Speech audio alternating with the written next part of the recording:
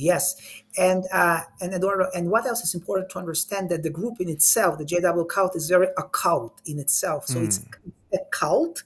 It's a closed religious totalitarian group, and it's a cult. The roots of the group have to do with false prophecies, with communication with the dead, mm, with Masons, Charles Taze Russell, Rutherford, mm. and it's a big, a chain that takes us back to the 19th century, Wow. and we see that many cults, which who are a cult, have developed at the time, including the Mormons, the Seventh Wow. Adventists, Hmm. Christian Science, and many others. Yeah, I do have this PDF just because you brought up the false prophecy for a little bit. I do have this PDF up, which came from this book. And then, Dr. Igal, of course, I would like to hear your specialty about books that you recommend. But I just happen to have this book on my shelf, which is called Answering Jehovah Witnesses by David Reed. It's basically topic by topic. And I took out just this one section of false prophecies, which, it talks about how they actually prophesied the coming of Abraham, Isaac, and Jacob in a certain year. I just want to find that one, which I thought was really, really kind of crazy. So if you just give me a second to skim this real quick, it talks about how false prophecies from the sect's earliest days, and this is what you're saying, Dr. Igal, is that from sect's earliest days to the present, Jehovah's Witnesses have been foretelling what would happen on certain dates. And for example, the time is at hand, which is their text, the second volume, right? Millennial Dawn. A series was published in 1889 with this prophecy: the final end of the kingdoms of this world and the full establishment of the kingdom of God will be accomplished by the end of 1914. What do you think of that, right? I mean, come on. What Yeah, is, we're way past 1914. We're 100 and some odd years way later, and the end has not come. Dr. God, please talk about this. yeah, exactly. So it all has to do with the false theology of the hidden second coming of Christ. So basically, the root of it, it's not even started with Charles Taze Russell and his false prophecy about 1914. He made several other prophecies at the end of the 19th century. Prior to 1914, none Mm, had been fulfilled. We know that from history.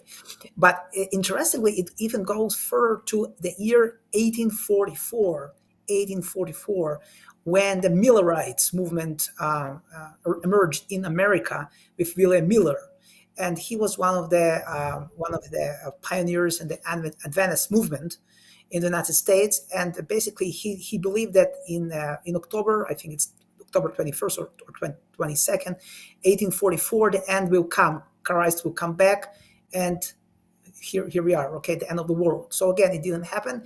And then the Seventh Day Adventists came up with a new idea. Okay, Jesus didn't come at the day, but he started some kind of an investigative judgment in mm, 1844.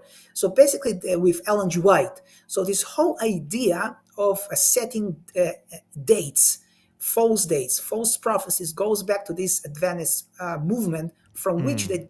the JW actually came out. But what is authority? As I check those videos, Dr. Gal is going to go off. What's authority for Jehovah Witness, for the organization, for its original founders? If you would, please. Yeah. So while they claim that God is their authority and the Bible is their authority, it's not true. Their authority, number one, is the governing body. It's a group of elderly Americans, members of the JW Code, who are leading that organization from the headquarters. So they go by their That literature. They sounds, go by Dr. their Gal, you know what that instructions. sounds like to me? You know what that sounds like to me? Very Yeah. creepy, very scary. I don't know, man. There's this group of older dudes telling everybody how to live. I don't know about it, man. I don't know. Yeah. It's very creepy. And there are even people who had been to the headquarters, and they report that even the building itself, their tunnels are very creepy as well. So Are you so saying like basically, there's like are you saying that there have been testimonies of demonic sort of action there, that there's scary sort of like occultic? Would yeah, you, yeah, is yeah. that what you're saying? Yes. I read it myself online on more Wow. than one article. So that's a feeling, and the thing is that once you can kind of expose the darkness of that cult, you see that it's very demonic cult. So let's look at another prophecy, of failed prophecy of the Jehovah Witnesses. It said millions now living will never die. This was a paperback published by the Society, the Watchtower Society, in 1920. And it prophesies that 1925 shall mark the resurrection of the faithful worthies of old. It says this on page 97. And that we may confidently expect that 1925 will be the mark of the return of Abraham, Isaac, Jacob, and the faithful prophets of old. There's no way. Can't be.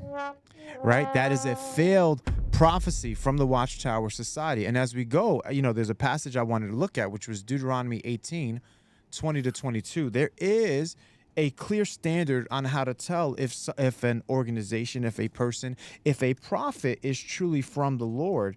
And this passage is really good. It says, but the prophet, and remember that if the Watchtower Society claims to be the servant of the Lord, right? Look at what it says. But the prophet who speaks a word presumptuously in my name, which I have not commanded him to speak, or which he speaks in the name of other gods, that prophet shall die.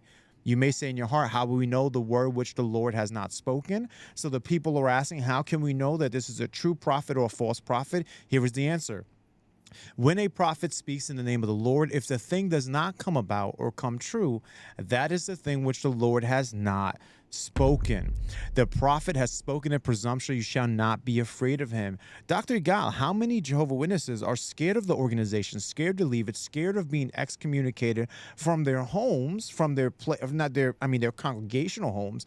They're going to be kicked out of it, and they're afraid of this thing, even though it's a false prophet with verifiable, documented false prophecies.